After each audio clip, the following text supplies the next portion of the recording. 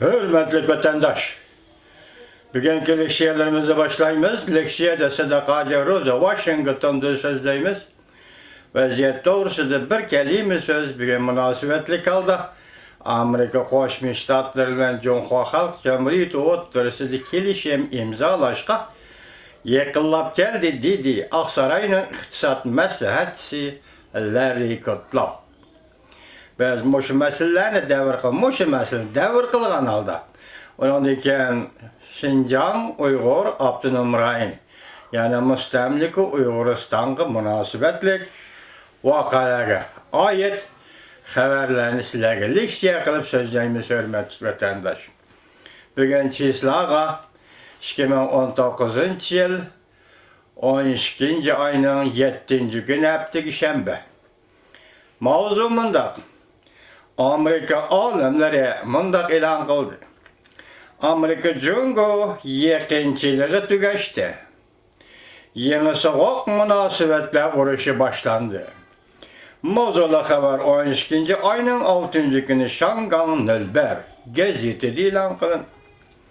Stanford Üniversitesi Howey İnstitutu alimi Neil Ferguson Brown Amerika Cungo münasebetlerini Çay Amerika Amerika'daki Amerikanı Çayna'daki Çayna ile koşup sözlegen iken bu adam şundak ifadeligen iken Brown Çay Amerika dep tasvirlegen bolsa Ferguson 12. ayının 2. gün New York Vakt gazeteki makale yazıp Çay Amerika allakaçan tügeçti.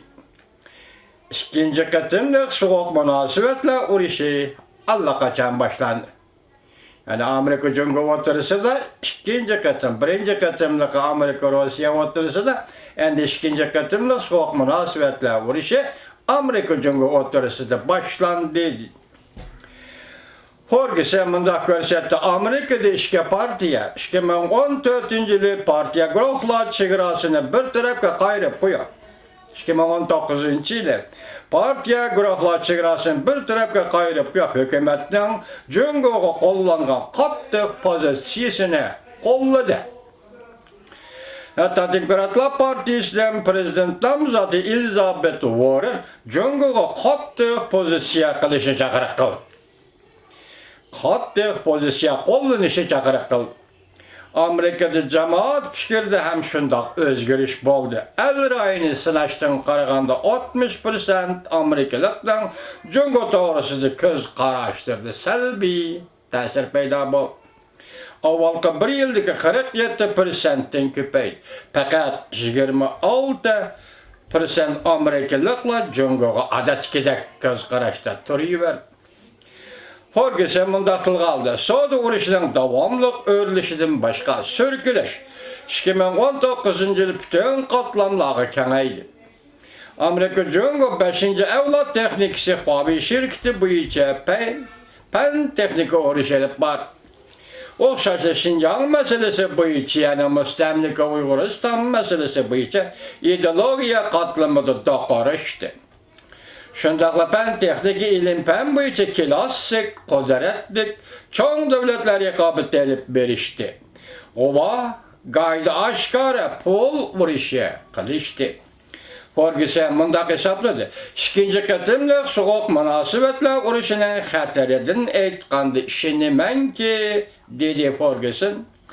Amerika çoğam galiba kılıdı.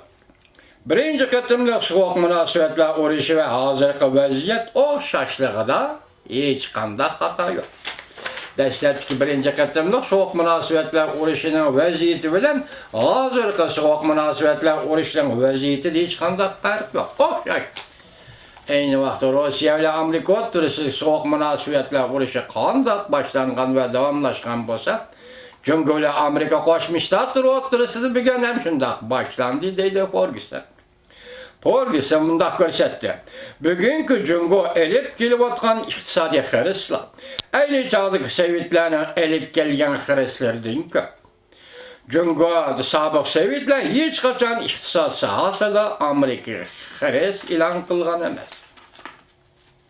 Çünkü adıyla Sabık Sovetler hiç kaçan iqtisad sahasında Amerika xeres ilan kılgan emas. Çünkü Jungo dep okup saptırmak geçirem ötemdir. Ferguson mundaq görsen, 2019 yılı herkes 49 yılı emas.